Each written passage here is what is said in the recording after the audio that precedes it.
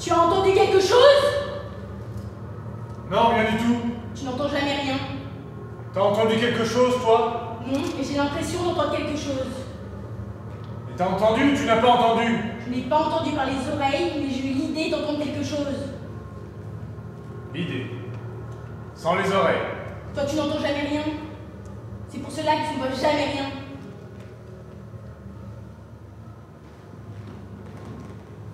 Je n'entends rien parce qu'il n'y a rien à entendre. Et je ne vois rien parce qu'il n'y a rien à voir. Notre présence ici est inutile. C'est pour ça qu'on finit toujours par s'engueuler. Inutile. Complètement. Les fusils. Les sirènes muettes. Nos yeux ouverts alors qu'à cette heure, tout le monde a les yeux fermés. Je trouve inutile d'avoir les yeux ouverts à ne fixer rien, et les oreilles tendues à ne guetter rien, alors qu'à cette heure, nos oreilles devraient écouter le bruit de notre univers intérieur, et nos yeux contempler nos paysages intérieurs. Tu crois, toi, à l'univers intérieur? Je crois qu'il n'est pas inutile qu'on soit là pour empêcher les évasions. Mais il n'y a pas d'évasion ici. C'est impossible. La prison est trop moderne. Même un tout petit prisonnier, il pourrait pas s'évader. Même un prisonnier petit comme un rat. S'il passait les grandes grilles, il y en a après de plus fines encore, comme des passoires, et de plus fines ensuite, comme un tamis. Il faudrait être liquide pour pouvoir passer à travers. Et une main qui a poignardé, un bras qui a étranglé, ils ne peuvent pas être faits de liquide. Ils doivent au contraire devenir lourds et encombrants. Comment crois-tu qu'un homme puisse avoir l'idée de poignarder ou d'étrangler? L'idée d'abord et passer à l'action ensuite. Purvis!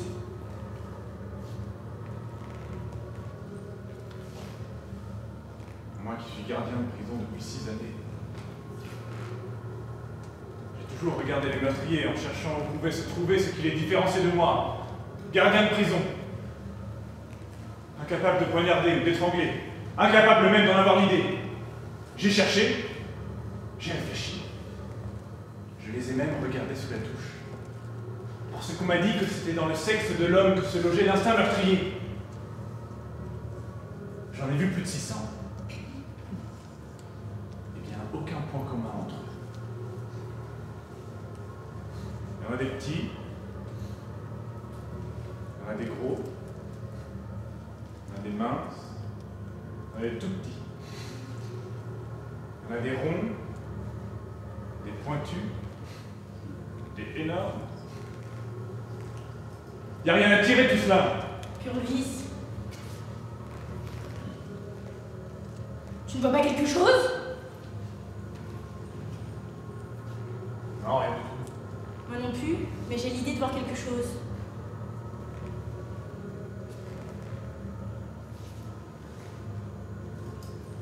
Je vois un type marcher sur le toit. Ça doit être un effet d'autre manque de sommeil. Qu'est-ce qu'un type ferait sur le toit? Tu as raison. Je crois qu'on devrait, de temps en temps, refermer les yeux sur notre univers intérieur. Je dirais même qu'on dirait Roberto Zucco. Celui qu'on a mis sous écrou cet après-midi pour le meurtre de son père. Une bête sauvage. Une bête furieuse. Roberto Zucco? Jamais entendu parler? Mais tu vois quelque chose là où je suis sans la voir? J'ai l'idée que je vois quelque chose, mais qu'est-ce que c'est? C'est un prisonnier qui s'évade! Putain, tu as raison! C'est une évasion!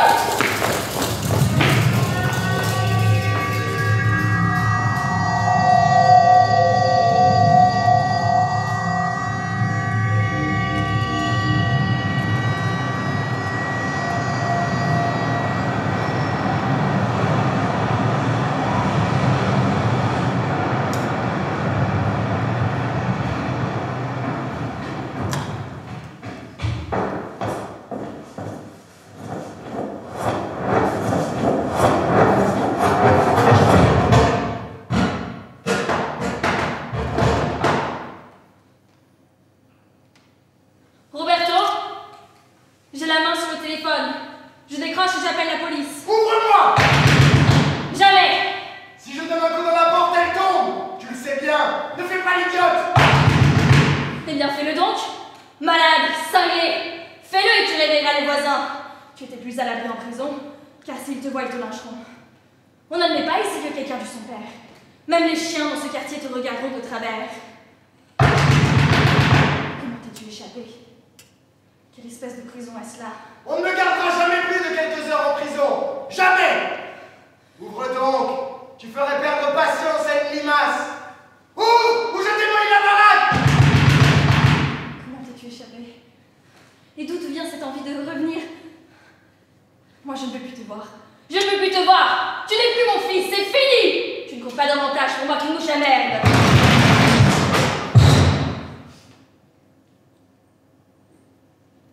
N'approche pas de moi, Roberto.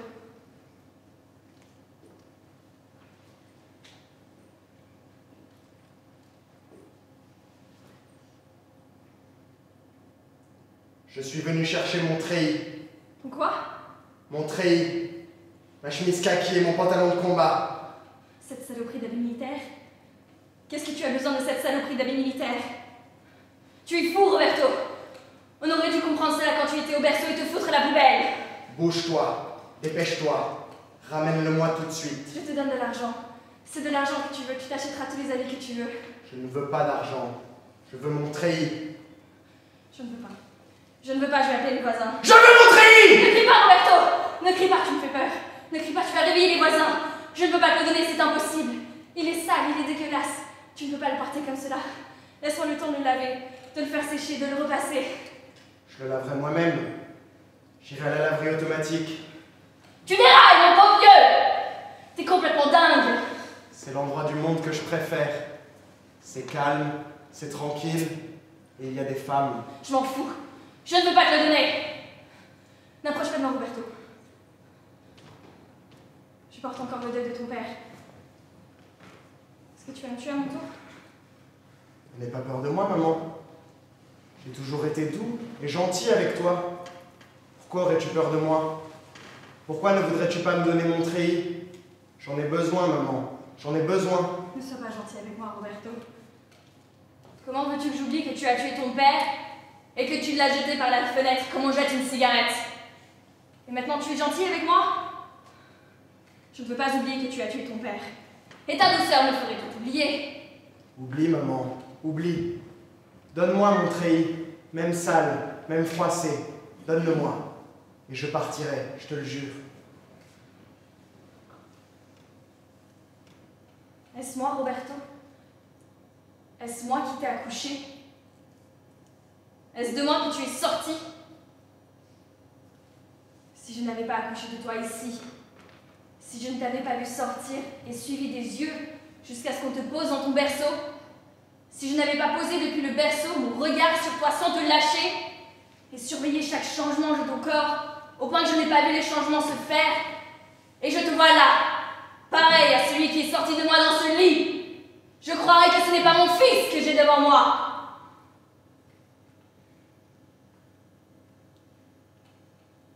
Pourtant, je te reconnais, Roberto. Je reconnais la forme de ton corps, ta taille, la couleur de tes cheveux, la couleur de tes yeux, la forme de tes mains, ces grandes mains fortes qui n'ont servi qu'à caresser le cou de ta mère, qui a serré celui de ton père que tu as tué. Pourquoi cet enfant si sage pendant 24 ans est-il devenu fou brusquement? Comment as-tu quitté les rails, Roberto? Qui a posé un tronc d'arbre sur ton chemin si droit pour te faire tomber dans l'abîme? Roberto, une voiture qui s'écrase au fond d'un ravin, on ne la répare pas. Un train qui a déraillé, on n'essaye pas de le remettre sur ses rails. On l'abandonne, on l'oublie. Je t'oublie, Roberto, je t'ai oublié.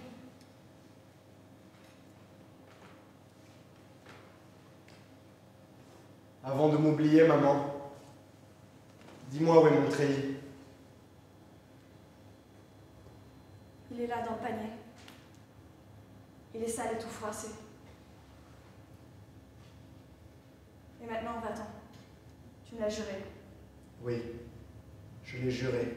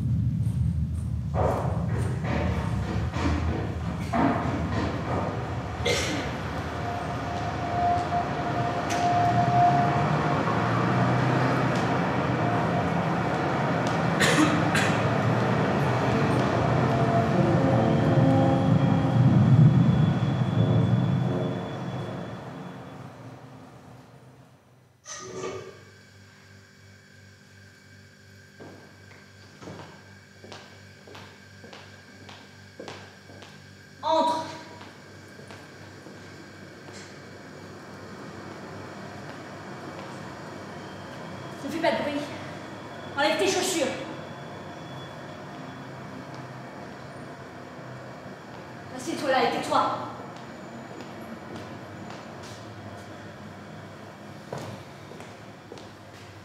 Ainsi donc, à une heure pareille dans la nuit, je te trouve accroupi au pied d'un mur. Ton frère est en train de parcourir la ville avec la voiture. Et je peux te dire que quand il te retrouvera, tu en auras plein les fesses. Car il s'est fait une inquiétude d'enfer.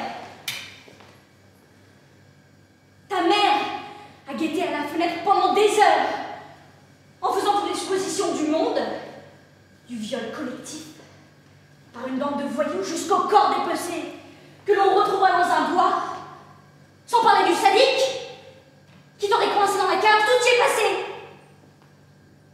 Et ton père est déjà tellement sûr de ne plus te revoir qu'il s'est saoulé la gueule et ronfle sur le canapé avec le ronflement du désespoir. Quant à moi, je tourne dans le quartier comme une folle pour te trouver là, tout simplement accroupi au pied d'un mur, alors qu'il t'aurait suffi de traverser la cour pour nous rassurer. Tout ce que tu auras gagné, c'est de te faire botter les fesses par ton frère, et j'espère bien qu'il te les bottera jusqu'au sang.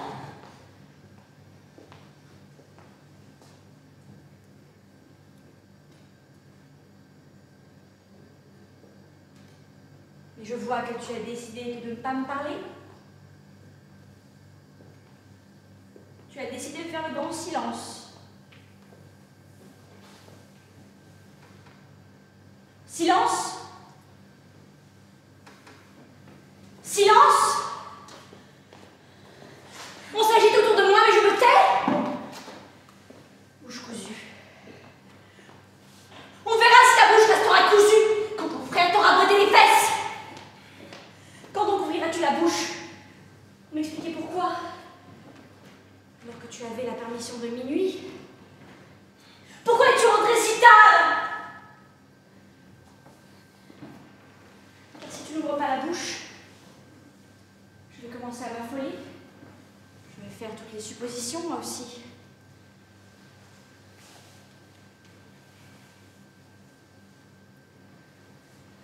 Mon petit moineau, parle à ta sœur. Je peux tout entendre et je te protégerai, je le jure, de la colère de ton frère.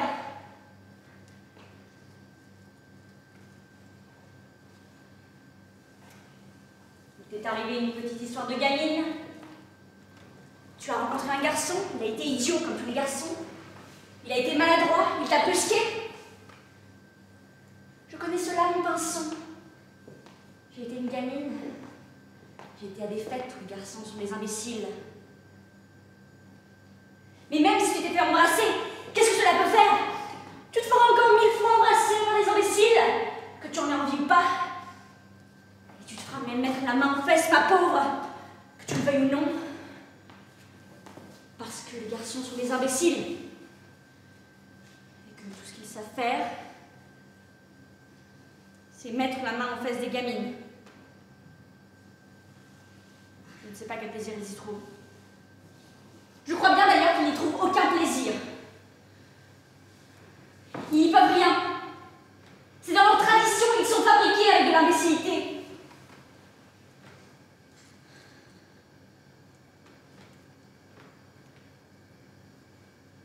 Mais de tout cela, il y a là de quoi faire un drame. L'essentiel, que tu ne te fasses pas voler ce qui ne doit pas être volé avant l'heure. Mais je sais que tu attendras ton heure, et que nous choisirons tous ensemble ta mère, ton père, ton frère, moi-même,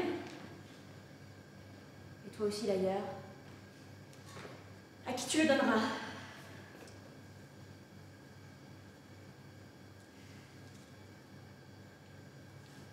Ou alors il faudrait que l'on t'ait fait violence. Mais cela, qui oserait le faire à une gamine comme toi, si pure, si vierge? Dis-moi que l'on ne t'a pas fait violence.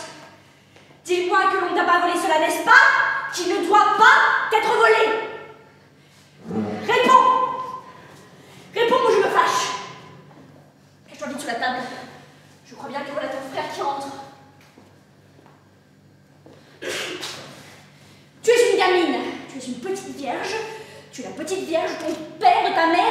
frère et de ta sœur.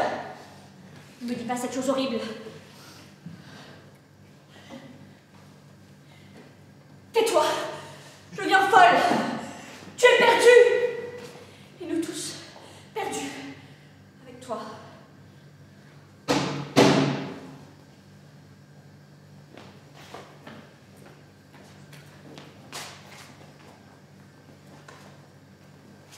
Ne crie pas, ne t'énerve pas. Elle n'est pas là, mais elle est retrouvée. Elle est retrouvée. Mais elle n'est pas là. Moi, je t'en supplie, je vais devenir folle. Je ne veux pas de tous les malheurs à la fois. Et si tu cries, je me tue. Où est-elle? Où est-elle? Elle est chez une amie. Elle dort chez son amie, dans le lit de son amie. Au chaud. En sécurité. Et rien ne peut lui arriver. Rien.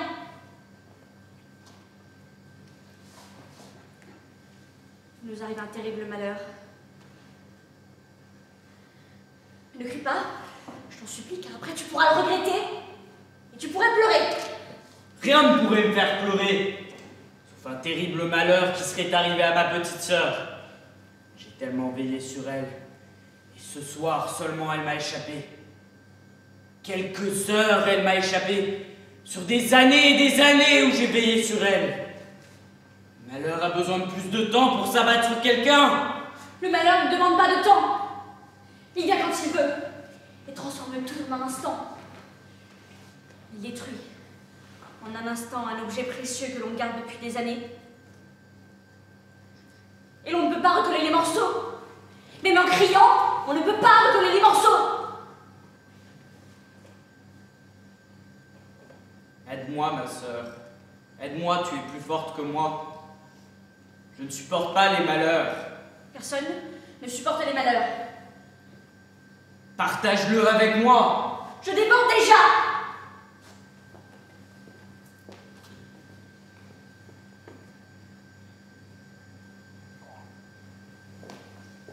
Je vais boire un coup.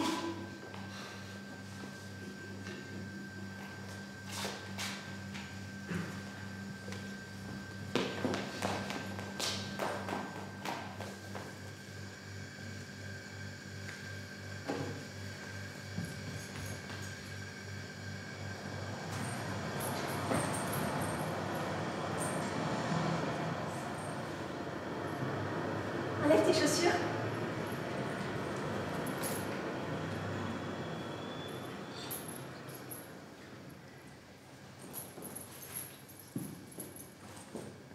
Comment tu t'appelles?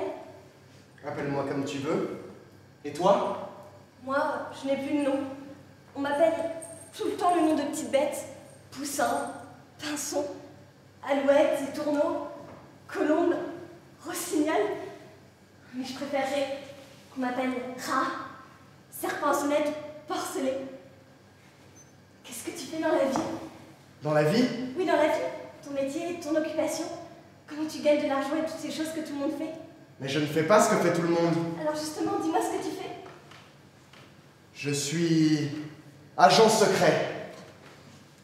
Tu sais ce que c'est qu'un agent secret? Je sais ce que c'est qu'un secret.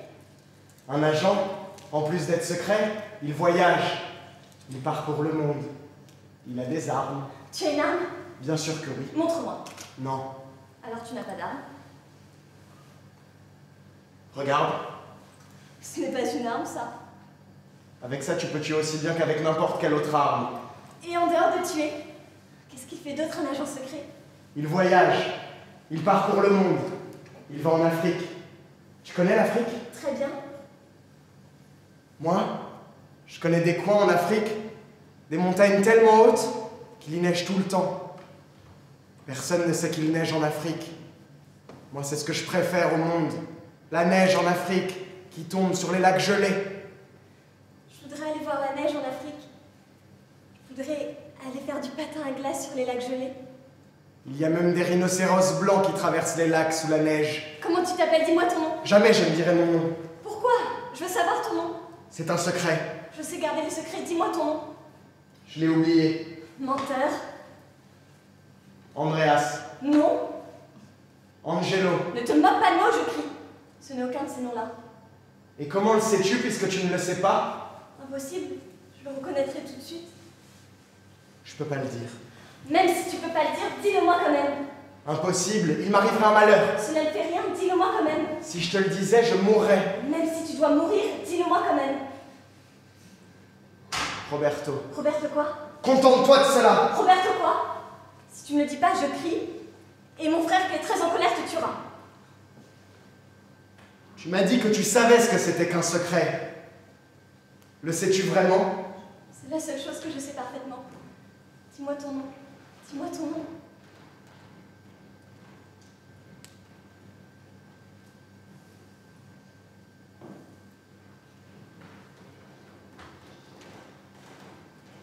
Zucco. Roberto. Zucco. Jamais je m'oublierai ce mot-là. Cache-toi sous la table, voilà du monde.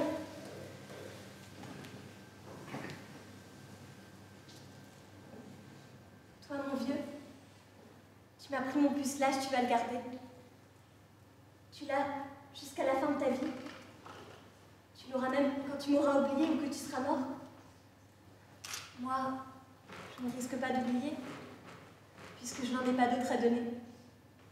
Fini, c'est fait. Jusqu'à la fin de ma vie, c'est donné. Et c'est toi qui l'as.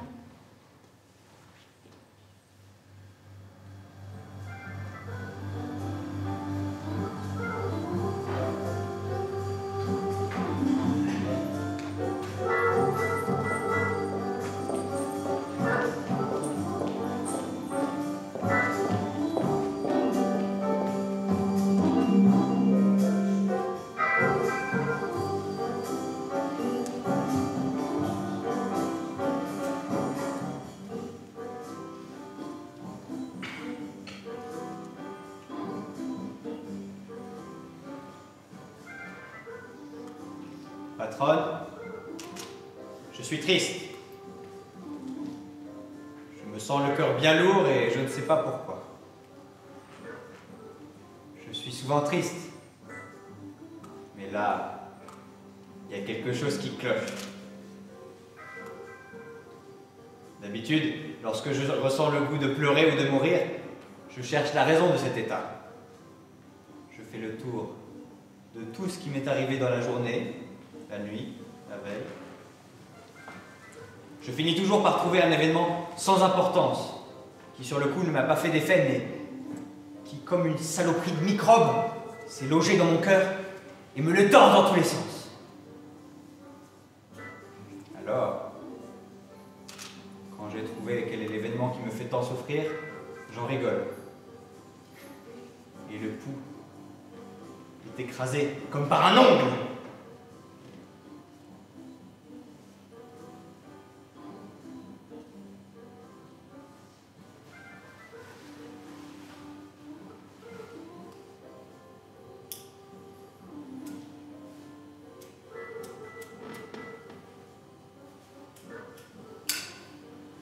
Et aujourd'hui, j'ai cherché. Je suis remonté jusque 3 jours en arrière, dans un sens, puis dans l'autre. Me voilà revenu maintenant. Sans savoir d'où vient le mal. Toujours aussi triste et le cœur aussi lourd. Vous tripatouillez trop dans les cadavres et les histoires de macro, inspecteur. Il n'y a pas tant de cadavres que cela. Mais des macros, oui. Beaucoup trop. Il vaudrait mieux davantage de cadavres et moins de macros. Moi, je préfère les macros. Ils me font vivre, et ils sont bien vivants eux-mêmes. Faut que je m'en aille, patronne. Adieu. Il ne faut jamais dire adieu, inspecteur.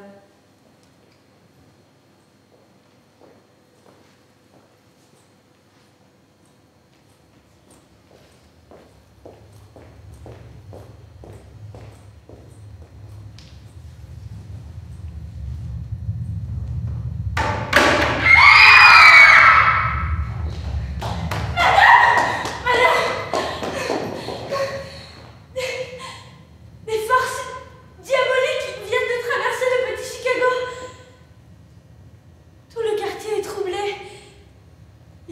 travaille plus. Les Macs restent la bouche ouverte. Tous les clients ont fui. Tout s'est arrêté. Tout est pétrifié. Madame, vous avez abrité le démon dans votre maison.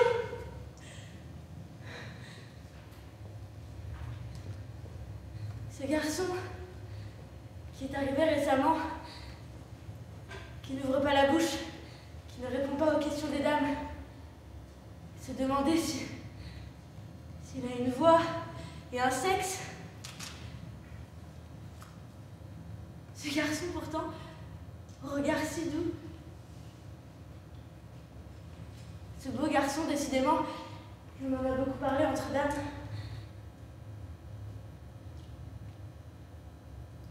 Le voici qui sort derrière l'inspecteur. On l'observe bien, nous, les dames. On rigole, on fait des suppositions.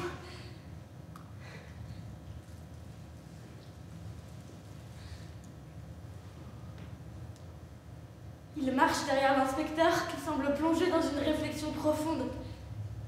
Il marche derrière lui comme son ombre, et l'ombre rétrécit, comme au moment de midi. Il est de plus en plus près du dos courbé de l'inspecteur.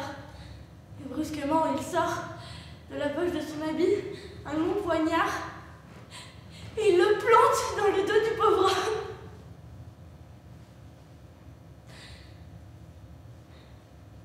L'inspecteur s'arrête. Il ne se retourne pas.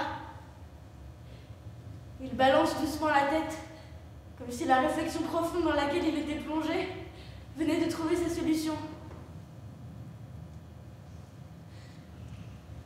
Puis tout son corps balance.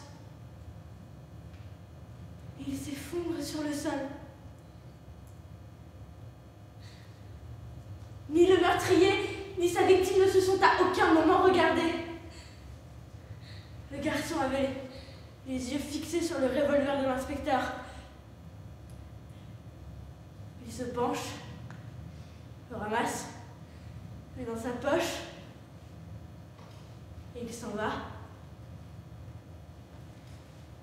Tranquillement. Avec la tranquillité du démon, madame. Car personne n'a bougé. Tout le monde, immobilisé, a regardé partir. Et il s'est enfui dans la foule. C'était le diable que vous aviez sous votre toit, madame.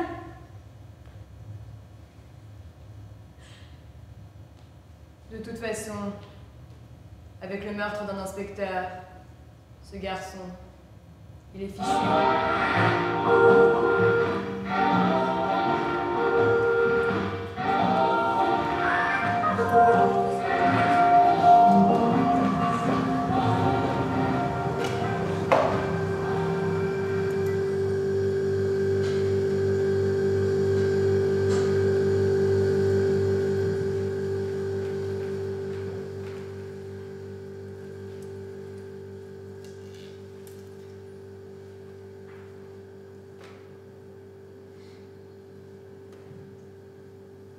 N'aie pas peur de moi, Poussin. Je ne te ferai pas de mal. Ta sœur est une idiote. Pourquoi croit-elle que je t'aurais tabassé? Maintenant, tu es une femelle. Je n'ai jamais tabassé une femelle. J'aime bien les femelles. C'est ce que je préfère. C'est beaucoup mieux qu'une sœur cadette. C'est emmerdant une sœur cadette. Faut toujours la surveiller. Avoir l'œil sur elle. Pour protéger quoi? Sa virginité? Pendant combien de temps faut-il protéger la virginité d'une sœur? Tout le temps que j'ai passé à veiller sur toi est du temps perdu. Je regrette tout ce temps-là. Je regrette chaque heure, chaque jour, perdu à avoir l'œil sur toi.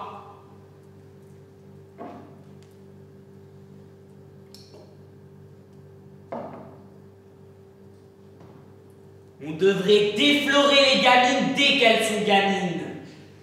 Comme ça, on ficherait la paix aux frères aînés. Ils n'auraient plus rien à surveiller et pourraient passer leur temps à autre chose. Moi, je suis bien content que tu te sois fait sauter par un mec. Parce que maintenant, j'ai la paix. Tu fais ton chemin, je fais le mien. Je ne te traîne plus derrière moi comme un boulet. Viens plutôt boire un verre avec moi. Il faut que tu apprennes maintenant à ne plus baisser les yeux, à ne plus rougir, à oser regarder les garçons. Tout cela c'est fini, sois effronté. Lève la tête, regarde les mecs, dévisage-les. Ils adorent cela. Ça ne sert plus à rien d'être modeste une seconde de plus. Éclate-toi, ma vieille, et tout de suite, lâche-toi dans la nature, va traîner dans le petit Chicago avec les putes. Fais-toi pute, tu gagneras du fric, et tu ne seras plus à la charge de personne. Et peut-être que je te rencontrerai dans les bars où ça drague. Je te ferai un petit signe, on sera frangin et frangine de bar. C'est moins emmerdant et on s'amuse beaucoup plus. Ne perds plus ton temps à baisser les yeux et à serrer les jambes, poussin. Ça ne sert plus à rien. De toute façon, maintenant, le mariage, c'est fichu. Ça valait le coup de te surveiller pour le mariage. Ça valait le coup que tu baisses les yeux timidement jusqu'au jour du mariage. Mais maintenant, le mariage est fichu. Alors tout le reste est fichu aussi. En un seul coup. Comme cela, tout est fichu. Le mariage, la famille, ton père, ta mère, ta frangine. Et moi, je m'en fous.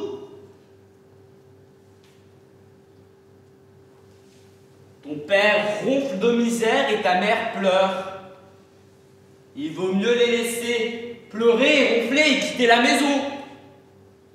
Tu peux faire des enfants, on s'en fiche. Tu ne peux pas en faire. On s'en fiche aussi. Tu peux faire ce que tu veux. J'ai fini de te surveiller et tu as fini d'être une gamine. Tu n'as plus d'âge, tu pourrais avoir 15 ou 50 ans, c'est pareil. Tu es une femelle. Et tout le monde s'en fout.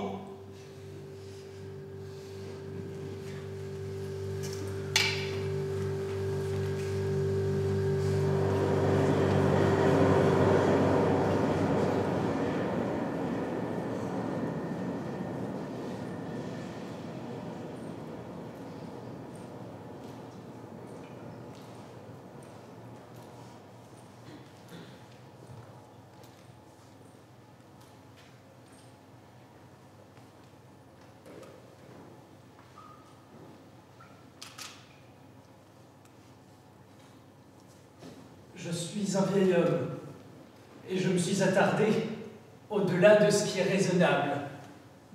Je me réjouissais d'avoir attrapé le dernier métro, lorsque, soudain, à un carrefour de ce dédale de couloirs et d'escaliers, je n'ai plus reconnu ma station, que je fréquente pourtant si régulièrement que je pensais la connaître aussi bien que ma cuisine. J'ignorais cependant qu'elle cachait derrière ce parcours limpide que je pratique tous les jours. Un monde obscur de tunnels, de directions inconnues, que j'aurais préféré ignorer, mais que ma sotte distraction m'a forcé de connaître. Voilà soudain que les lumières s'éteignent, ne laissant comme clarté que celle de cette petite lanterne blanche dont j'ignorais même l'existence. Je marche donc, droit devant moi, dans un monde inconnu, aussi vite que possible. Ce qui ne veut pas dire grand-chose pour le vieil homme que je suis. Et lorsqu'au bout d'interminables escaliers mécaniques à l'arrêt, je crois apercevoir enfin une issue. Patatras, un grillage énorme en interdit l'accès. Alors, me voici ici, dans une situation bien fantaisiste pour un homme de mon âge, puni de ma distraction et de la lenteur de mon pas, à attendre je ne sais quoi. Et je ne veux pas trop savoir quoi, car de telles nouveautés à mon âge sont dures à avaler. Sans doute le petit matin, oui, sans doute est-ce cela que j'attends dans cette station qui me paraissait aussi familière que ma cuisine et qui me fait peur maintenant. Sans doute suis-je en train d'attendre que les lumières ordinaires se rallument et que passe le premier métro. Mais je suis fort inquiet, car je ne sais pas comment je pourrais revoir la lumière du jour après une aventure aussi farfelue. Cette station ne m'apparaîtra jamais plus pareille. Je ne pourrai plus ignorer la présence de cette petite lanterne blanche qui n'existait pas jadis. Et puis, une nuit blanche, je ne sais pas comment cela change la vie, je ne l'ai jamais fait. Tout doit être décalé. Les jours ne doivent plus alterner avec les nuits, comme cela se faisait jadis. Je suis fort inquiet au sujet de tout cela. Mais vous, jeune homme, dont les jambes me paraissent bien agiles, et l'esprit clair, oui, je vois bien votre regard clair et non pas trouble et sot comme celui du vieil homme que je suis. Il est impossible de croire que vous vous soyez laissé piéger par ces couloirs et ces grillages fermés. Non, même un grillage fermé, un jeune à l'esprit clair comme vous le traverserait comme une goutte d'eau à travers une passoire. Travaillez-vous ici la nuit? Parlez-moi de vous, cela me rassurera. Je suis un garçon normal et raisonnable, monsieur. Je ne me suis jamais fait remarquer. M'auriez-vous remarqué si je ne m'étais pas assis à côté de vous? J'ai toujours pensé que la meilleure manière de vivre tranquille était d'être aussi transparent qu'une vitre, comme un caméléon sur la pierre, n'avoir ni couleur ni odeur, passer à travers les murs, que le regard des gens vous traverse et voit les gens derrière vous, comme si vous n'étiez pas là. C'est une rude tâche d'être transparent.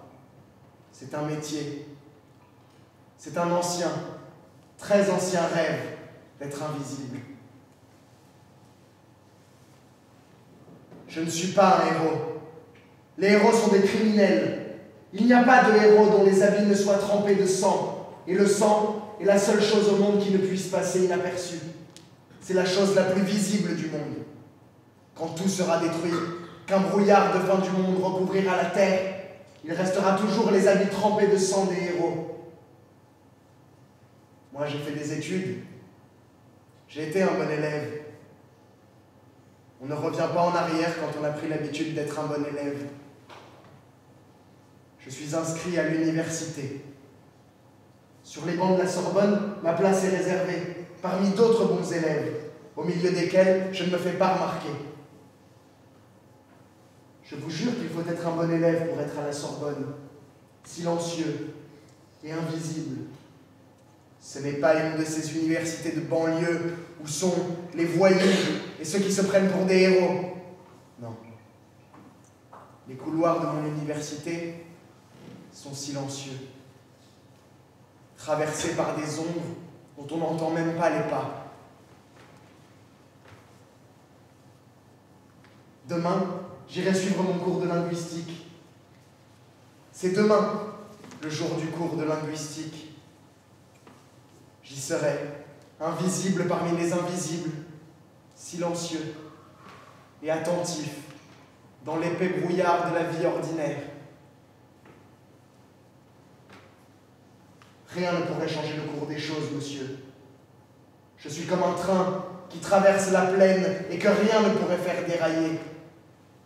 Je suis un hippopotame enfoncé dans la vase qui se déplace très lentement et que rien ne pourrait détourner du chemin ni du rythme qu'il a décidé de prendre. On peut toujours dérailler, jeune homme. Oui, maintenant je sais que n'importe qui peut dérailler, n'importe quand. Moi qui suis un vieil homme et qui pensais connaître la vie et le monde aussi bien que ma cuisine, patatras, me voici hors de ce monde, à cette heure qui n'en est pas une, sous une lumière étrangère, avec l'inquiétude surtout de ce qui se passera lorsque les lumières ordinaires se rallumeront, que passera le premier métro, et que les gens ordinaires, comme je l'étais auparavant, envahiront cette station. Et moi, après cette première nuit blanche, il va bien me falloir traverser cette grille enfin ouverte, voir le jour, alors que je n'ai pas vu la nuit, car je ne sais rien maintenant de ce qui va se passer, de la manière dont je verrai le monde et dont ce monde me verra, ou ne me verra pas. Je ne saurai plus ce qui est le jour et ce qui est la nuit. Je ne saurai plus quoi faire.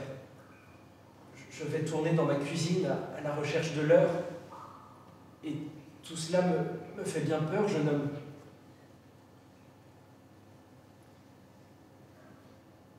Il y a de quoi être inquiet.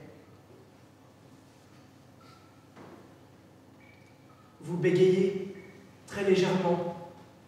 J'aime beaucoup cela, cela me rassure. Aidez-moi, à l'heure où le bruit envahira ce lieu. Aidez-moi, accompagnez le vieil homme que je suis jusqu'à la sortie, et au-delà peut-être.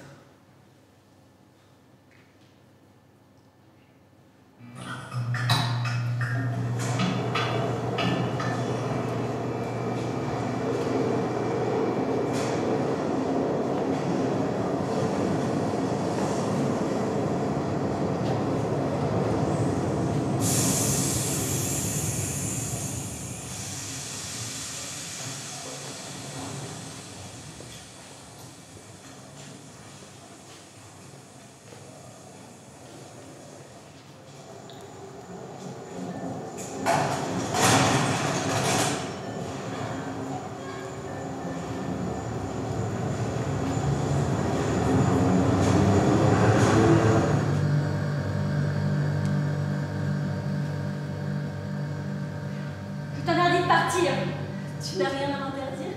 Je suis désormais plus vieille que toi. Qu'est-ce que tu racontes? Tu es un petit moineau caché sur une branche, et moi je suis ta sœur aînée. Toi, tu es une vierge prolongée. Tu ne connais rien de la vie. Tu as bien veillé sur toi. Je t'ai bien protégée. Moi, je suis vieille. Je suis violée. Je suis perdue. Et je prends mes décisions toute seule. N'es-tu pas ma petite sœur qui me faisait toutes ces confidences? N'es-tu pas une vieille fille qui ne connaît rien à rien et qui devrait se taire devant mon expérience? Mais de quelle expérience parles-tu? L'expérience du malheur ne sert à rien. Elle est tout juste bonne à être oubliée le plus vite possible. Seule l'expérience du bonheur sert à quelque chose. Tu te souviendras toujours des belles soirées tranquilles passées entre ta sœur, ton frère et tes parents. Jusqu'à ce que tu sois vieille, tu te souviendras de cela. Tandis que le malheur qui s'est abattu sur nous, tu oublieras bien vite mon étourneau. Sous le regard de ta sœur, de ton frère et de tes parents. Ce sont mes parents, mon frère et ma sœur que j'oublierai et que j'oublie déjà. Mais non pas mon malheur. Ton frère te protégera, mon petit Martinet.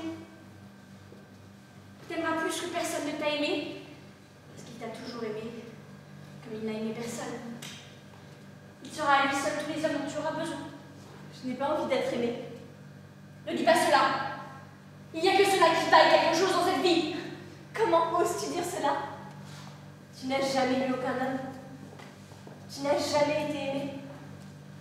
Tu es restée toute seule toute ta vie. Et tu as été très malheureuse. Je n'ai jamais été malheureuse. Si, je sais que tu as été très malheureuse. Je t'ai souvent surprise en train de pleurer derrière un rideau. Je pleure sans raison, à des heures régulières, pour prendre de l'avance. Mais maintenant, tu ne me verras plus jamais pleurer. J'ai pris beaucoup d'avance. Pourquoi veux-tu partir? Je veux le retrouver. Tu ne le retrouveras pas. Je le retrouverai. Impossible. Tu sais bien que ton frère a essayé pendant des jours et des nuits pour te venger. Mais moi, je ne veux pas me venger. Alors je le retrouverai. Mais qu'est-ce que tu feras quand tu l'auras retrouvé? Je lui dirai quelque chose. Quoi? Quelque chose. Où penses-tu le trouver? Dans le petit Chicago. Pourquoi veux-tu te perdre, Colombe innocente? Non, ne m'abandonne pas. Ne me laisse pas toute seule. Je ne veux pas rester toute seule avec ton frère et tes parents. Je ne veux pas rester toute seule dans cette maison.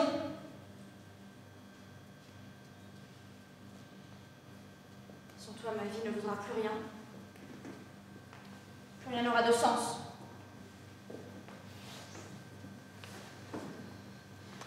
Ne m'abandonne pas. Je t'en supplie. Ne m'abandonne pas. Je déteste ton frère. Et tes parents. Et cette maison. Il n'y a que toi que j'aime, Colombe.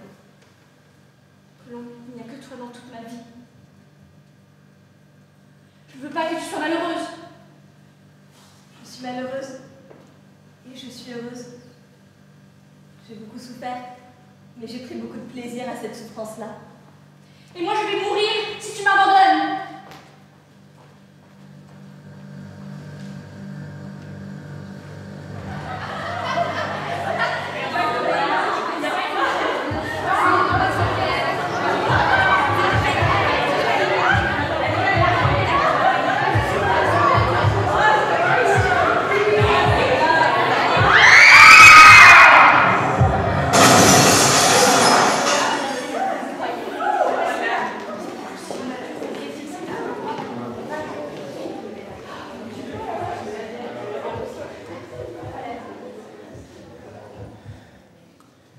C'est ainsi que je fus créé, comme un athlète. Aujourd'hui, ta colère énorme me complète. Ô mère, et je suis grand sur mon socle divin, de toute ta grandeur, rongeant mes pieds en vain, nu, fort, le front plongé dans un gouffre de brume. On pèle de froid. Ce garçon va attraper la mort. T'inquiète pas pour lui, il transpire. Il doit avoir bien chaud à l'intérieur.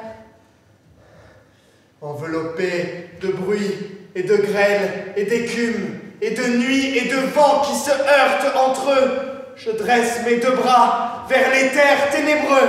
Il est sous ce type. Impossible. Il n'a rien bu. Il est cinglé, c'est tout. Il faut le laisser tranquille. Le laisser tranquille?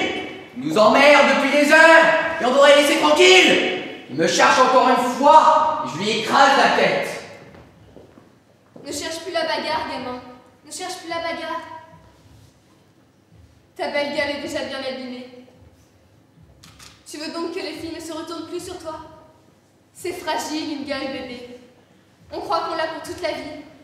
Et tout d'un coup, elle est bousillée par un grand connard qui n'a rien à perdre pour sa gueule à lui. Toi, t'as beaucoup à perdre, bébé. Une gueule de cassée, et c'est toute ta vie qui est fichue. Comme si on t'avait coupé la queue. Tu n'y penses pas avant, mais je te jure que tu y penseras après. Ne me regarde pas comme ça, ou je vais pleurer. Tu es de la race de ceux qui donnent envie de pleurer rien qu'à les regarder. Ils vont pas recommencer. Ne me cherche pas, petit, ne me cherche pas. Moi j'appelle les flics. Pas question d'appeler les flics. De toute façon, il est déjà étalé par terre. Ne réponds pas. Laisse-le tranquille. Il ne tire déjà plus debout. Bats-toi, lâche, dégonflé, sans couilles.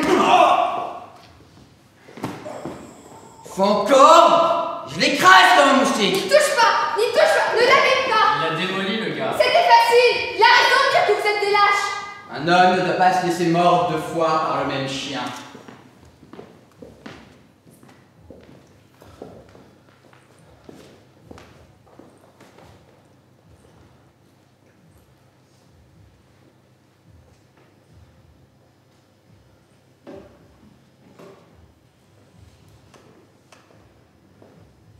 Je veux partir. Je veux partir tout de suite. Il fait trop chaud dans cette putain de ville. Je vais aller en Afrique, sous la neige. Il faut que je parte, parce que je vais mourir. De toute façon, personne ne s'intéresse à personne. Personne. Les hommes ont besoin des femmes, et les femmes ont besoin des hommes, mais de l'amour, il n'y en a pas. Moi, avec les femmes, c'est par pitié que je bande.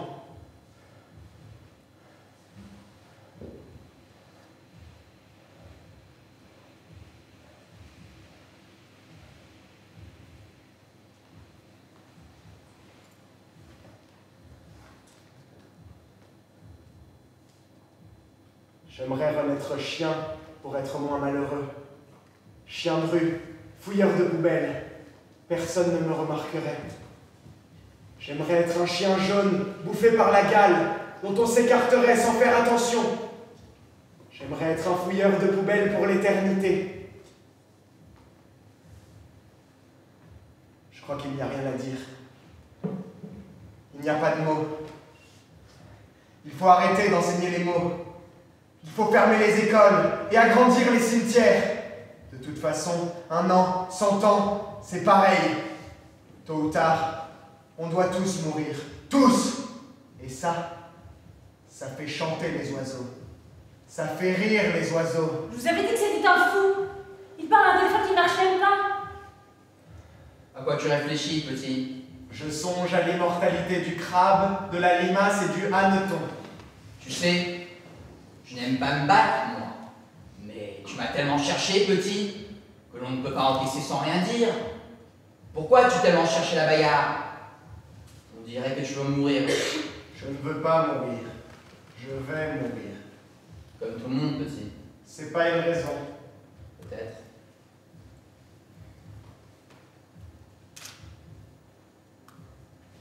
Est-il vrai que même les chiens me regarderont de travers?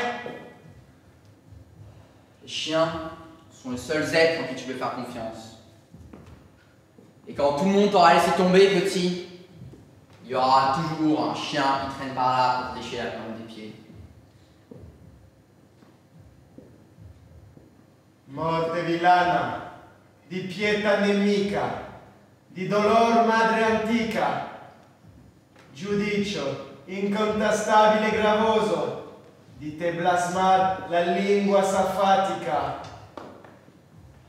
Faut que t'ailles pisser. Trop tard.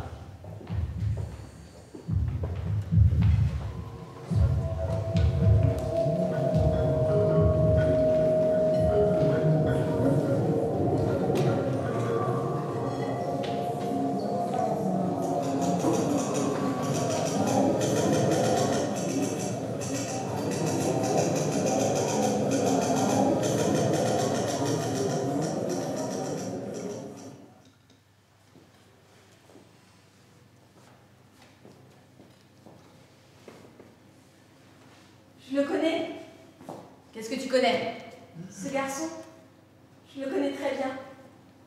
Qui est-ce? Un agent secret? Un ami? Qui est ce type derrière toi? Mon frère, il m'a accompagné.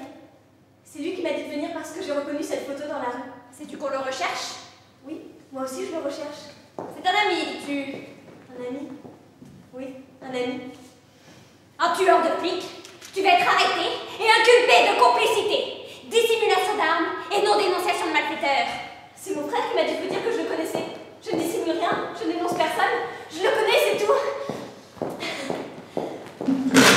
Dis à ton frère de sortir. Je n'ai pas entendu. Dehors, toi. Que sais-tu de lui? Tout français et étranger. Il avait un très joli, un très petit accent étranger. J'ai Germanique? Je ne sais pas ce que veut dire Germanique. Ainsi donc, il t'a dit qu'il était agent secret? C'est étrange. En principe, un agent secret doit rester secret. Je lui ai dit que je garderai ce secret quoi qu'il arrive. Bravo. Si tous les secrets étaient gardés comme cela, notre travail serait facile. Il m'a dit qu'il allait faire des missions en Afrique, dans les montagnes, là où il y a de la neige tout le temps. Un agent allemand, Tonia. Les suppositions de la police n'est pas si fausse après tout. Elles étaient exactes, commissaire. Son nom, tu le sais. Tu dois bien le savoir, puisque c'était ton ami. Oui, je le sais. Dis-le! Je le sais très bien. Tu te moques de nos gamines? Est-ce que tu veux des gifles? Non, je ne veux pas de gifles. Je le sais, mais je n'arrive pas à le dire. Comment ça, tu n'arrives pas à le dire? Je l'ai là, au bout de la langue. Au bout de la langue? Au bout de la langue? Est-ce que tu veux des gifles? Et des coups de poing? Et qu'on te tire les cheveux? On a des salles équipées tout exprès pour ça ici, tu sais? Non, je l'ai là, il va venir. Son prénom au moins! Tu dois bien t'en souvenir. Tu as bien dû lui lécher cela dans l'oreille. Un prénom! Un prénom, n'importe lequel. Ou je te traîne dans la salle de torture. Andreas. Bobby! Andreas! Tu es sûr? Non. Je l'ai tué! À cause de cette saloperie de nom, ou je t'en mets une dans la gueule! Dépêche-toi ou tu t'en souviendras! Angelo. Un espagnol! Ou un italien, un brésilien, un portugais, un mexicain, j'ai même connu un berlinois qui s'appelait Julio. Vous en savez des choses, commissaire. Je m'énerve. Je l'ai là, au bord des lèvres. Tu veux une tape sur les lèvres pour le faire venir? Angelo. Dolce ou quelque chose comme ça. Dolce comme doux. Doux, oui. Il m'a dit que son nom venait d'un nom étranger qui voulait dire doux. Ou sucré. Il était si doux. Si gentil. Il y a plusieurs mots, je suppose, pour dire sucré. Azucarado, Zuccherato, Getzukert, Ocucronie. Je sais tout cela, commissaire. Zucco. Roberto Zucco. Tu es sûr? Sûr, oui. J'en suis sûre. Zucco? Avec un Z? Avec un Z, oui. Roberto. Avec un Z. Conduisez la face à l'opposition. Et mon frère? Ton frère? Quel frère? As-tu besoin d'un frère? Nous sommes là.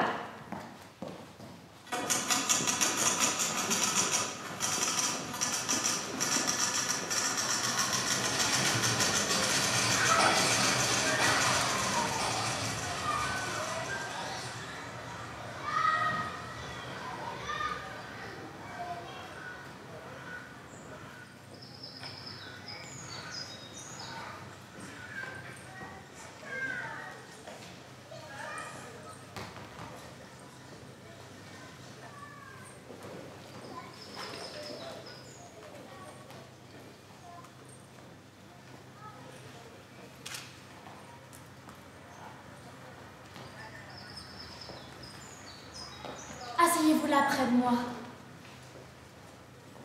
Parlez-moi. Je m'ennuie. On se fera la conversation. Je déteste les jardins publics. Vous avez l'air timide. Est-ce que je vous intimide? Je ne suis pas timide. Pourtant, vous avez les mains qui tremblent comme un gamin devant sa première fille. Vous avez une belle tête. Vous êtes plutôt beau gosse. Vous aimez les femmes. Vous êtes presque trop beau gosse pour aimer les femmes. J'aime les femmes, oui. Beaucoup. Vous devez aimer ces espèces de gamines de 18 ans. J'aime toutes les femmes. Ça, c'est très bien. Avez-vous déjà été dur avec une femme? Jamais. Mais l'envie. Vous avez bien déjà dû avoir l'envie d'être violent avec une femme, n'est-ce pas? Cette envie-là, tous les hommes l'ont déjà eu un jour. Tous. Pas moi. Je suis doux et pacifique. Vous êtes un drôle de type. Vous êtes venu en taxi? Ah non, je ne supporte pas les chauffeurs de taxi. Alors vous êtes venu en voiture? Évidemment. Quelle marque la Je ne voiture? suis pas venue à pied, j'habite à l'autre bout de la ville. Quelle marque la voiture? Vous pensiez peut-être que j'avais une Porsche. Eh bien non. Je n'ai qu'une petite voiture minable, mon mari est un radin. Quelle marque? Mercedes. Laquelle? 280 SE. Ce n'est pas une petite voiture minable? Peut-être non, mais mon mari est un radin quand même. C'est quoi ce type? Il vous regarde tout le temps. C'est mon fils. Votre fils? Il est grand? 14 ans. Pas une année de plus. Je ne suis pas une vieille peau. Il a l'air plus vieux que cela. Il fait du sport? Il ne fait que cela. Je lui paie tous les clubs de la ville, tous les cours de tennis, de hockey, de golf. Et en plus de cela, il exige que je l'accompagne à l'entraînement. C'est un petit morveux. Il a l'air fort pour son âge. Donnez-moi les clés de votre voiture. Bien sûr, bien sûr. Vous voulez peut-être la voiture aussi? Oui, je veux la voiture. Prenez-la. Donnez-moi les clés. Vous m'en mettez. Donnez-moi les clés. Vous êtes fous. On ne joue pas avec ces engins-là. Appelez votre fils. Certainement pas. Appelez votre Vous fils. êtes sale, puisque quand on rentre à la maison, t'as tout tout seul.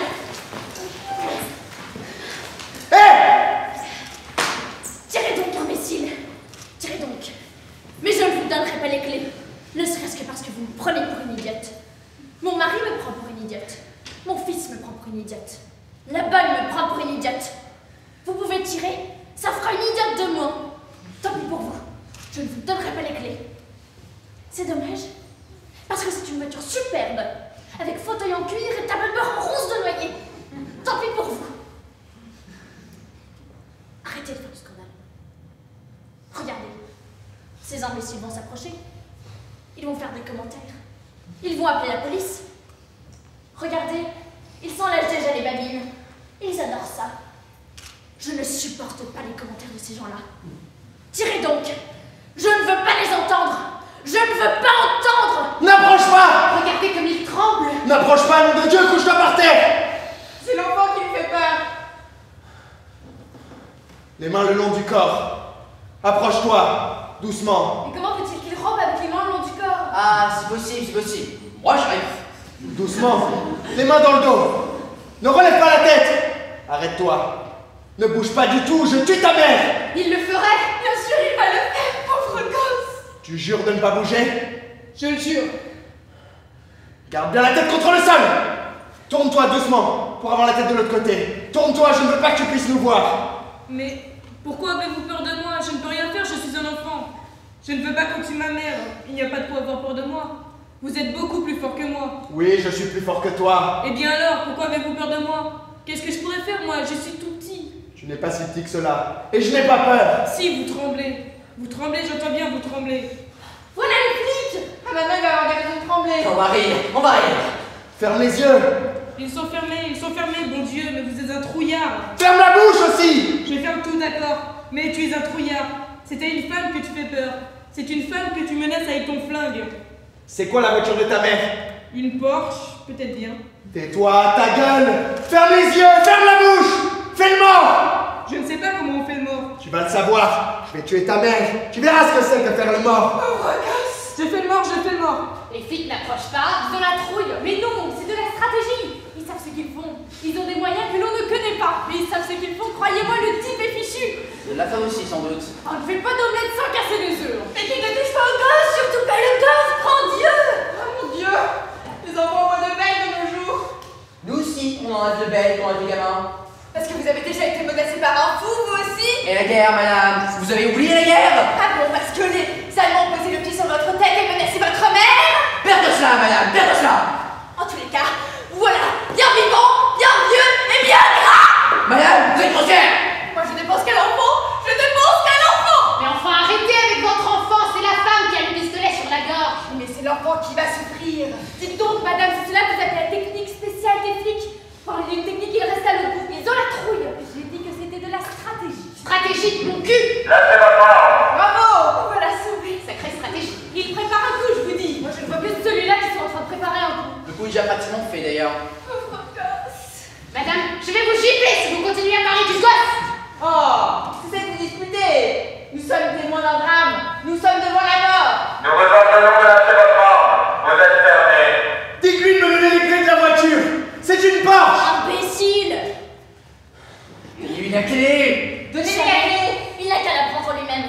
me faire péter la gueule, ma petite dame. Tant mieux, comme ça je ne verrai plus vos gueules à vous, tant mieux. Ah, vous êtes méchante. Vous êtes très méchante. Prenez les clés de force, il n'y a donc pas un homme ici pour fouiller les brasses. Pas, je vais prendre les clés. Vous là. Vous qui avez tant souffert quand vous étiez gamin, vous dont les Allemands mettez le pied sur votre tête en menaçant votre mère. Montrez que vous avez des couilles, montrez qu'il vous en reste au moins une, même petite et même desséchée. Madame, vous méritez d'être giflée. Vous avez de la chance que je sois un homme du monde. Oui, dans ses poches, prenez les clés et giflez-moi après.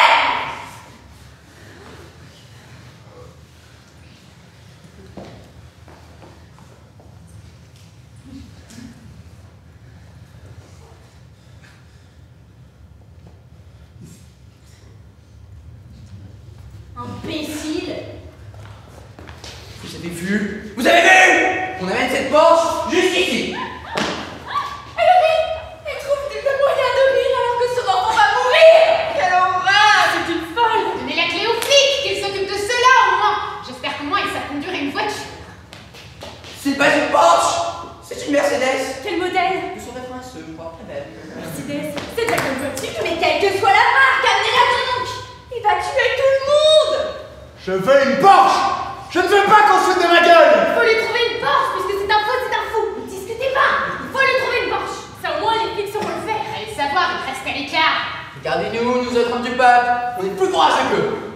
Pauvre petit, est-ce que ce méchant pied ne te fait pas trop mal?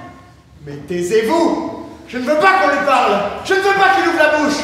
Et toi, ferme les yeux! Ne bouge pas! Et vous, madame, comment vous sentez-vous? Ça va, merci, ça va. Mais je me sentirais tellement mieux si vous fermiez vos gueules et que vous retourniez dans vos cuisines et que vous partiez torcher vos mômes. Allez. Voilà les clés de la voiture. C'est une porte. Vous pouvez la voir ici, elle est là. Passez-lui les clés. Donnez-lui donc vous-même, c'est votre métier, les tueurs. Nous avons la raison. Raison mon cul. Moi, je touche pas à ces clés. Ce n'est pas mon boulot, je suis père de famille. Je descends la femme et je me tire une balle dans la tête! J'en ai rien à foutre de ma vie, je vous jure que j'en ai rien à foutre! Il y a 6 balles dans le chargeur, je descends 5 personnes et je me descends après! Il va le faire partout. Ne bougez pas, vous allez l'énerver. C'est vous qui nous énervez à ne rien faire. Ne les embêtez pas, laissez-les faire, ils ont un plan, c'est sûr. Ne bougez pas.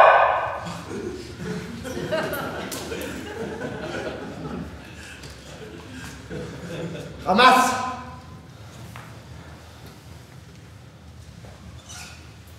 Donne. Je prends la femme avec moi! Écartez-vous! L'enfant est sauvé, merci mon Dieu. Et la femme, qu'est-ce qui va lui arriver à elle? Écartez-vous!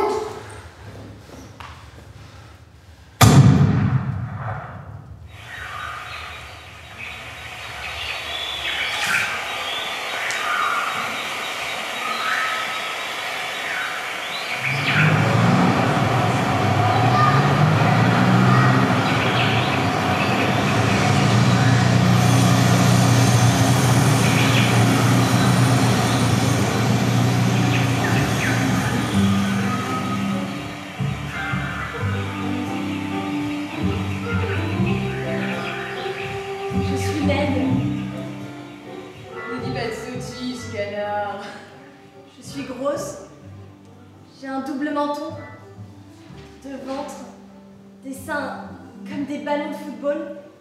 Quant aux fesses, heureusement qu'elles sont derrière nous, comme ça on les voit pas. Mais je suis sûre que c'est 2 gros jambons qui balancent à chaque pas que je fais. Veux-tu te taire, petite sotte? J'en suis sûre. J'en suis sûre. Je le vois bien dans la rue, les chats qui me suivent. La langue dehors, la bave qui dégouline de leur gueule. Si je les laissais faire, ils croqueraient dedans comme un étalage de boucherie. Mais où vas-tu chercher cela, petit guitan? Tu es jolie, tu es ronde, tu es potelée, tu as des formes. Crois-tu que les hommes aiment les branches d'arbres secs qu'on a peur de casser en les prenant dans la main? Ils aiment les formes, ma petite, ils aiment les formes qui leur remplissent bien à la main. Je voudrais être maigre. Je voudrais être une branche d'arbre sec qu'on a peur de casser. Eh bien, pas moi. Et puis, tu es ronde aujourd'hui, tu peux être maigre demain. Une femme change dans sa vie. Elle n'a pas besoin de s'en occuper. Quand j'étais gamine, comme toi, j'étais maigre, maigre. On voyait presque à travers moi, juste un peu de peau et quelques os. Pas l'ombre d'un sein, plate comme un garçon. Cela me mettait dans une colère, car à l'époque, je n'aimais pas les garçons. J'en avais de m'arrondir, j'en avais d'avoir de jolis seins. Alors, je me mettais une poitrine en carton, que je fabriquais moi-même. Mais les garçons l'avaient bien repéré, et chaque fois qu'ils passaient devant moi, ils me lançaient un de ces coups de coude dans le sein qui l'aplatissait complètement. Au bout de quelques fois, j'ai mis une aiguille à l'intérieur du sein, et ça a crié dans les chaumières, tu peux me croire. Puis, tu vois, tout s'est mis à s'arrondir, à se remplir. J'étais bien content. Rassure-toi, mon tourneau. Tu es rond aujourd'hui. Tu peux être maigre demain. Peu importe. Aujourd'hui, je suis laide, grosse, et je suis malheureuse. C'est trop cher. Ça n'a pas de prix. Tout a un prix et le tien est beaucoup trop élevé. Quand on peut mettre un prix sur quelque chose, ça veut dire que ça ne vaut pas grand-chose. Ça veut dire qu'on peut discuter, baisser, monter le prix. Moi, j'ai fixé le prix abstraitement parce que ça n'a pas de prix. C'est comme un tableau de Picasso. Tu as déjà vu quelqu'un dire que c'était trop cher? Tu as déjà vu un vendeur baisser le prix d'un Picasso? Dans ces cas-là, le prix que l'on fixe, c'est une abstraction. En attendant, c'est une abstraction qui passera de ma poche à la tienne.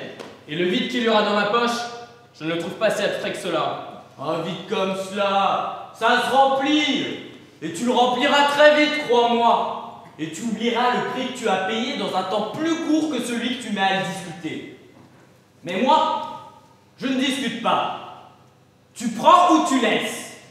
Tu fais la meilleure affaire de l'année ou tu restes dans ta misère. Ne t'énerve pas, ne t'énerve pas. Je réfléchis. Réfléchis. Réfléchis, mais ne prends pas trop de temps. Il faut que je raccompagne ma sœur chez sa mère. D'accord, je prends. Tu as le nez qui brille, coussin. Il va falloir penser à te remettre de la poudre.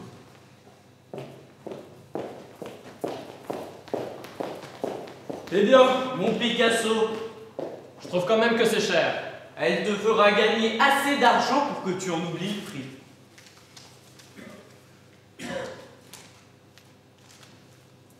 Quand est-ce qu'elle sera disponible? Ne t'énerve pas, on a tout le temps.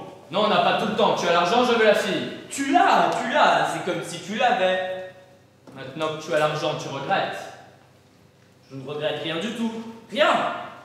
Je pense. À quoi tu penses? C'est pas le moment de penser. Alors quand? Demain? Après-demain? Pourquoi pas aujourd'hui? Oui, pourquoi pas aujourd'hui? Ce soir? Pourquoi pas tout de suite? Tu t'énerves. Tout de suite, d'accord. Où est mon frère? Il m'a chargé de m'occuper de toi. Je veux savoir où est mon frère. Allez, viens avec moi. Je peux pas aller avec vous. Obéis, grosse dame. Ne discute pas les armes d'un frère.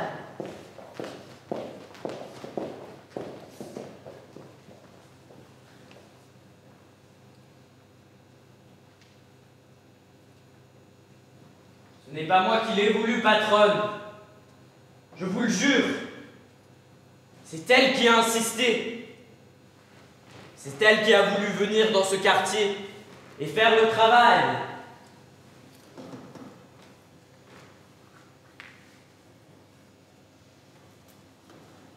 Elle est à la recherche de je ne sais qui et elle veut le retrouver. Elle est sûre de le retrouver ici. Moi, je ne voulais pas. J'ai veillé sur elle comme aucun frère aîné n'a jamais veillé sur sa sœur. Mon poussin, ma petite chérie. Je n'ai jamais aimé quelqu'un comme je l'ai aimé. Je n'y peux rien. Le malheur s'est abattu sur nous. C'est elle qui a voulu. Je n'ai fait que lui céder. Je n'ai jamais pu ne pas céder à ma petite sœur. C'est le malheur qui nous a choisis et qui s'acharne sur nous. Tu es une belle ordure.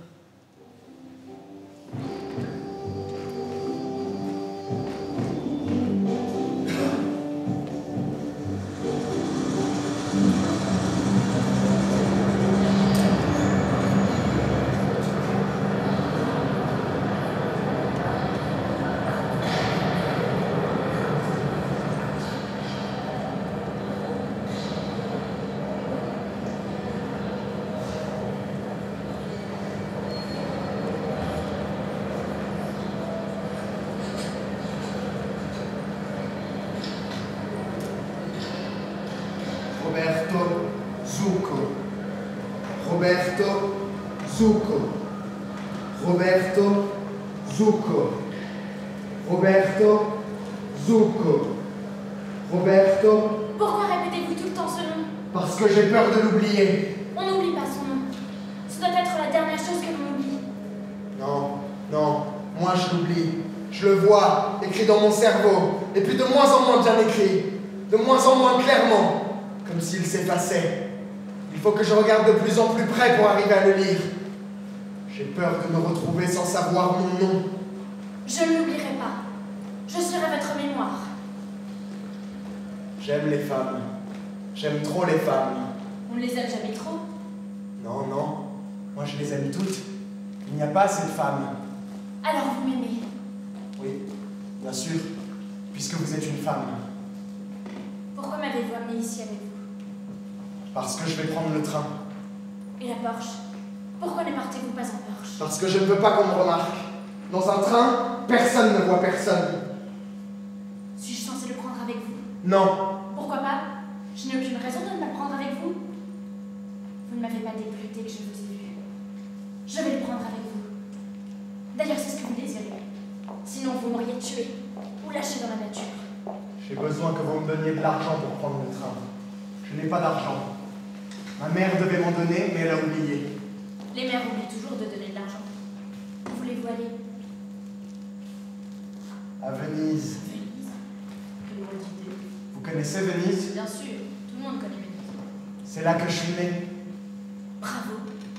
Je croyais que personne ne naissait à Venise et que tout le monde y mourait. Vos bébés doivent être tout poussiéreux et couverts de toiles d'araignée. En tout cas, la France vous a bien nettoyé. Je ne vois pas de trace de poussière. La France est un excellent détergent. Bravo. Il faut que je parte, absolument. Il faut que je parte. Je ne veux pas être pris. Je ne veux pas qu'on m'enferme. Ça me fiche la trouille d'être au milieu de tous ces gens. La trouille? Soyez donc un homme. Vous avez une arme. Vous les feriez fuir rien qu'en la tirant de votre poche. C'est justement parce que je suis un homme que j'ai la trouille. Eh bien, moi, je ne l'ai pas. Avec tout ce que vous m'avez fait voir, je ne l'ai pas et je ne l'ai jamais eu. C'est parce que vous n'êtes pas un homme. Vous êtes compliqué. Compliqué. Si on me prend, on m'enferme. Si on m'enferme, je deviens fou. D'ailleurs, je deviens fou. Là, maintenant! Il y a des flics partout. Il y a des gens partout. Je suis déjà enfermé au milieu de tous ces gens. Ne regardez pas. Ne regardez personne. Est-ce que j'ai l'air d'avoir l'intention de vous dénoncer? Imbécile! Je l'aurais fait depuis longtemps. Mais ces connards me dégoûtent. Vous me plaisez plutôt. Regardez. Regardez tous ces fous. Regardez comme ils ont l'air méchants. Ce sont des tueurs. Je n'ai jamais vu autant de tueurs en même temps. Au moindre signal dans leur tête, ils se mettraient à se tuer entre eux.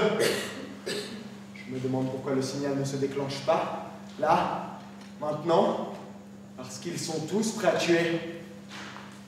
Ils sont comme des rats dans des cages de laboratoire. Ils ont envie de tuer. Ça se voit à leur visage. Ça se voit à leur démarche. Je vois leurs poings serrés dans leurs poches. Il ne faut pas les regarder. Il faut se tenir tranquille, sans bouger. Il ne faut pas les regarder dans les yeux. Il ne faut pas qu'ils nous voient. Parce que sinon, si on les regarde dans les yeux, s'ils s'aperçoivent qu'on les regarde, Et s'ils se mettent à nous voir et à nous regarder à leur tour, alors le signal se déclenche dans leur tête et ils tuent! Ils tuent! S'il y en a un ici qui commence, tout le monde ici va tuer tout le monde. Tout le monde n'attend que le signal dans la tête. Arrêtez! Ne commencez pas une crise de nerfs. Je vais aller acheter les 2 billets. Mais calmez-vous. On va se faire repérer.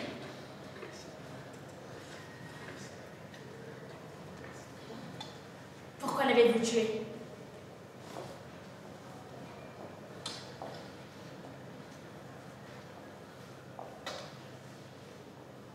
Qui ça? Mon fils, imbécile. Parce que c'était un petit morveux. Qui vous a dit cela? Vous m'aviez dit que c'était un petit morveux. Vous m'aviez dit qu'il vous prenait pour une idiote. Et si j'aimais, moi, être prise pour une idiote? Et si j'aimais les petits morveux? Et si j'aimais les petits morveux plus que tout au monde, plus que les grands cons? Et si je détestais tout sauf les petits morveux? Il fallait le dire. Je l'ai dit, imbécile. Je l'ai dit. Eh bien, il ne fallait pas m'humilier. Il ne fallait pas me refuser les clés. Je ne voulais pas le tuer. Mais tout s'est enchaîné tout seul, à cause de cette histoire de Porsche. Menteur! Rien ne s'est enchaîné. Tout a allé de travers. C'est moi que vous teniez sous votre arme. Pourquoi celui dont vous avez fait exploser la tête avec du sang partout? Si ça avait été votre tête, elle aurait mis du sang partout, elle aussi. Mais je ne l'aurais pas vu, imbécile. Je ne l'aurais pas vu. Mon sang à moi, je m'en fous. Il ne m'appartient pas. Tandis que celui de mon fils, c'est moi qui le lui ai fichu dans ses fichues veines. C'est à moi. C'est mon affaire. On n'a pas à répandre mes affaires n'importe où, n'importe comment, au pied d'une bande d'imbéciles dans un jardin public. Je n'ai plus rien à moi maintenant. Cela va être nettoyé demain matin par les jardiniers. N'importe qui marche dans la dernière chose qui m'appartenait. Qu'est-ce qu'il me reste maintenant? Qu'est-ce qu'il me reste? Je pars. Je pars avec vous. Ne bougez pas. Vous n'avez même pas encore prendre le train. Vous ne m'avez même pas laissé le temps de vous le donner. Vous ne laissez à personne le temps de vous aider. Vous êtes comme un couteau à cran d'arrêt que vous refermez de temps en temps et que vous rangez dans votre poche. Je n'ai pas besoin que l'on m'aide. Tout le monde a besoin qu'on l'aide. Ne vous mettez pas à pleurer. Vous avez la tête des femmes qui vont se mettre à pleurer. Je déteste ça. Vous aviez dit que vous aimiez toutes les femmes. Toutes les femmes, même moi. Sauf quand elles font la tête de celles qui vont se mettre à pleurer. Je vous jure que je ne pleurerai pas.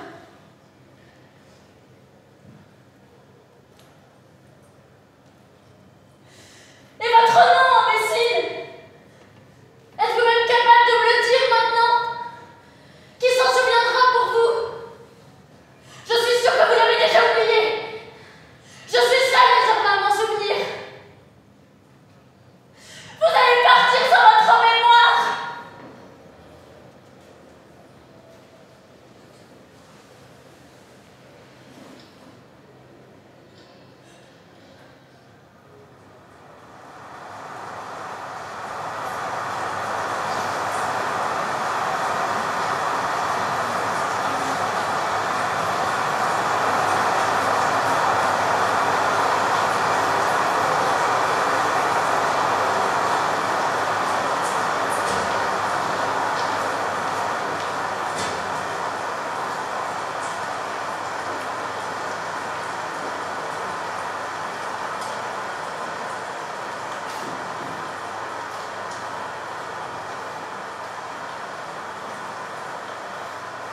Où est ma colombe?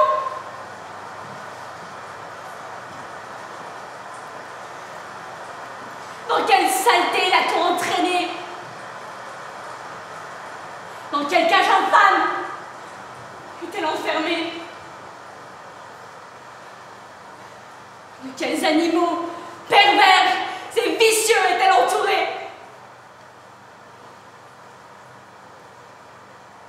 Je veux te retrouver, ma tourterelle!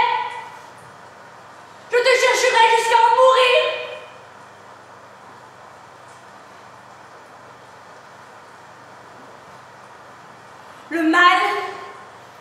est l'animal le plus répugnant parmi les animaux répugnants que la terre porte. Il y a une odeur chez le mâle qui me dégoûte. Des rats dans les égouts, des cochons dans la vase, une odeur d'étang où pourrissent les cadavres. Le mâle est sale. Les hommes ne se lavent pas. Ils laissent la saleté et les liquides répugnants de leurs sécrétions s'accumuler sur eux. Et ils n'y touchent pas, comme si c'était un bien précieux. Les hommes ne se sentent pas entre eux parce qu'ils ont tous la même odeur. C'est pour ça qu'ils se fréquentent tout le temps et qu'ils fréquentent les putains. Car les putains, pour de l'argent, souffrent cette odeur.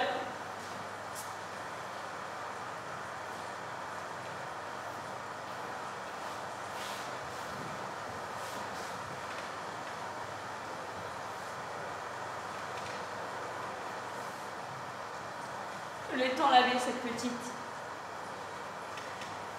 On baignait avant le dîner et baignait le matin. Frotter le dos et les mains à la brosse et brosser le dessous des ongles. Laver les cheveux, couper les ongles. Laver tous les jours tout entier. À l'eau chaude et au savon. Je l'ai gardée blanche comme une colombe. J'ai lissé ses plumes comme une tourterelle. Je l'ai protégée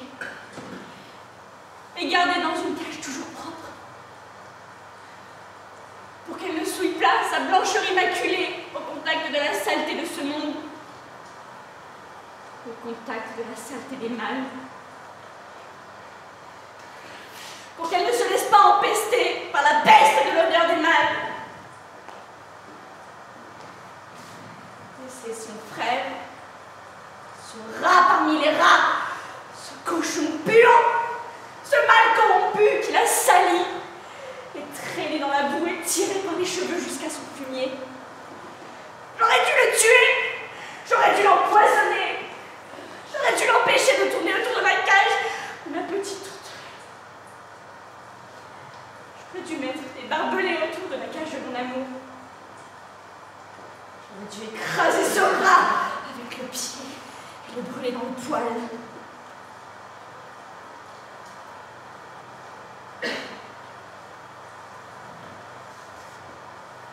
Tout est sale ici. Toute cette ville est sale. Elle est peuplée de mâles. Qu'il pleuve! Qu'il pleuve encore! Que la pluie lave un peu ma petite tourterelle sur le fumier où elle se trouve!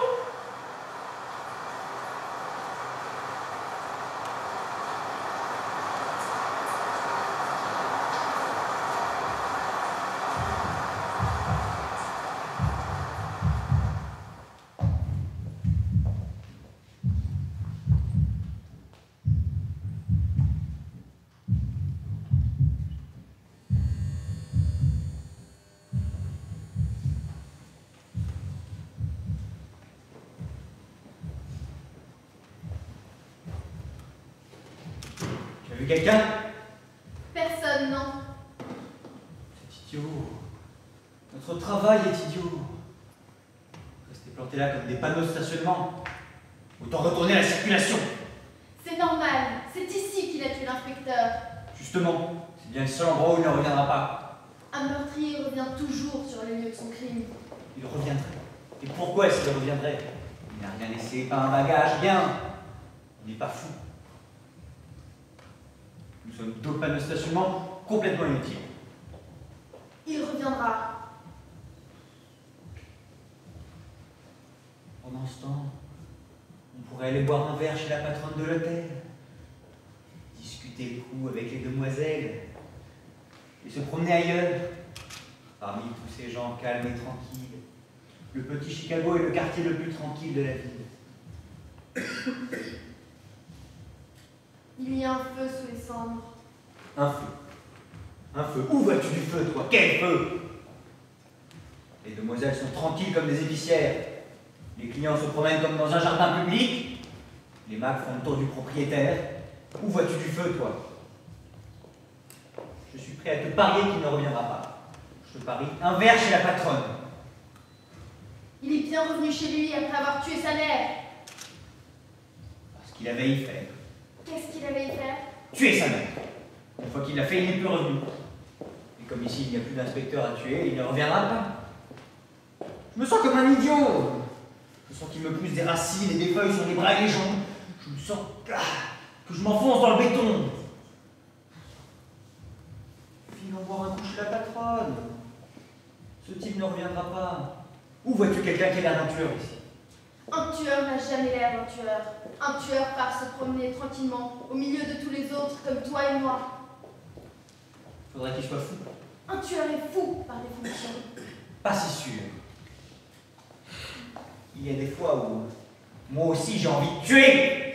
Eh bien, il y a des fois où tu dois être presque fou. Peut-être bien. Peut-être bien. J'en suis sûre. En tout cas, même si j'étais fou, même si j'étais un tueur, jamais, jamais je ne reviendrai sur les lieux de mon crime.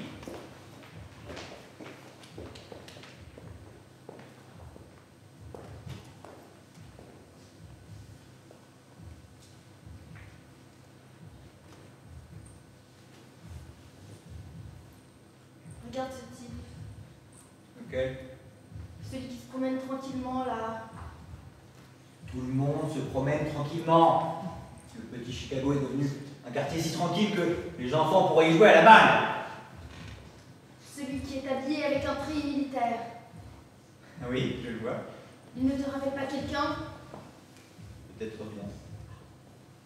On dirait que c'est lui. Impossible. Roberto, c'est lui.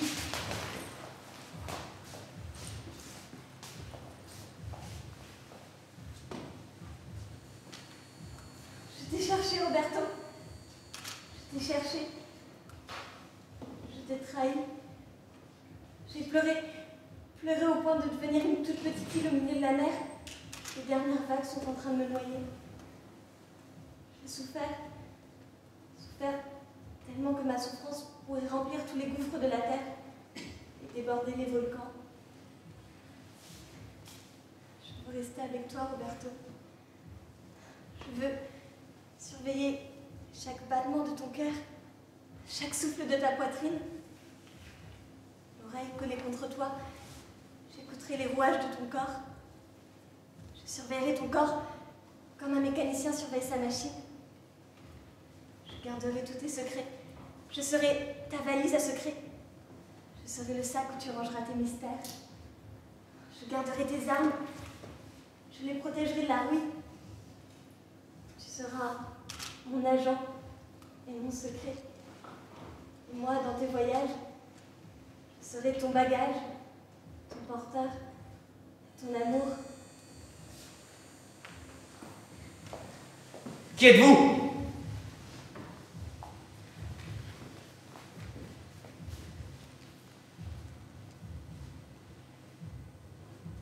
Je suis le meurtrier de mon père, de ma mère, d'un officier de police et d'un enfant. Je suis un tueur.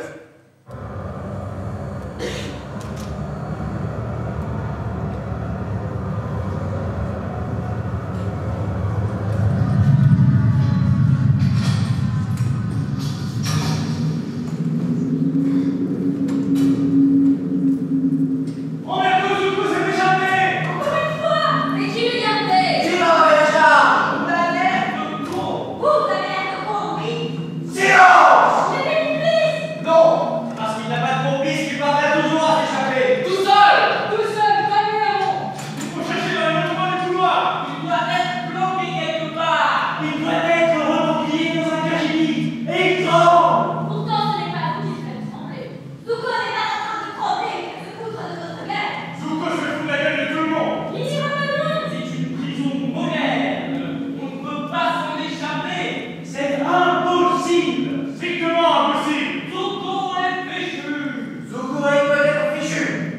l'instant, il est en train de frapper sur le toit et de se foutre de ma gueule. Que faites-vous là? Descendez immédiatement. Zuko, vous êtes fichu!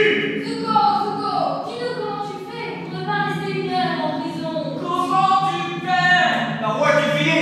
Donne-nous le billet! Par l'eau! Il ne faut pas chercher à traverser les murs, parce qu'au-delà des murs, il y a d'autres murs. Il y a toujours la prison. Il faut s'échapper par les toits, vers le soleil. On ne mettra jamais un mur entre le soleil et la terre. Et les gardiens? Les gardiens n'existent pas. Il suffit de ne pas les voir. De toute façon, je pourrais en prendre 5 dans une seule main et les écraser d'un coup. D'où te vient ta force, Zuko? D'où te vient ta force? Quand j'avance, je fonce. Je ne vois pas les obstacles. Et comme je ne les ai pas vus, ils tombent tout seuls devant moi. Je suis solitaire et fort.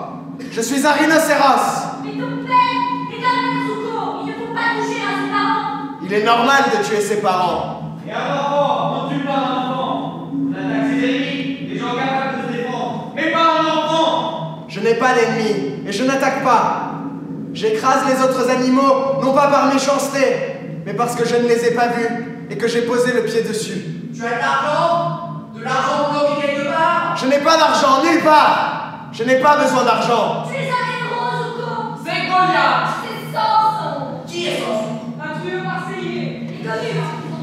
Puis une tablette. Il était capable de casser la gueule à 10 personnes à la fois. Menteur, rien qu'avec ses poings. Non, avec une mâche en dalle. Il n'était pas Marseille. Il s'est fait baiser par une femme. Dalila, une histoire de cheveux, je connais. Il y a toujours une femme pour trahir. On serait tous en liberté sans les femmes. Regardez le soleil.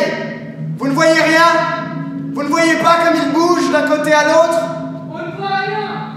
Le soleil lui fait mal aux yeux, il nous éblouit. Vous ne voyez pas ce qui sort du soleil? C'est le sexe du soleil. C'est de là que vient le vent. Le quoi? Le soleil a un sexe?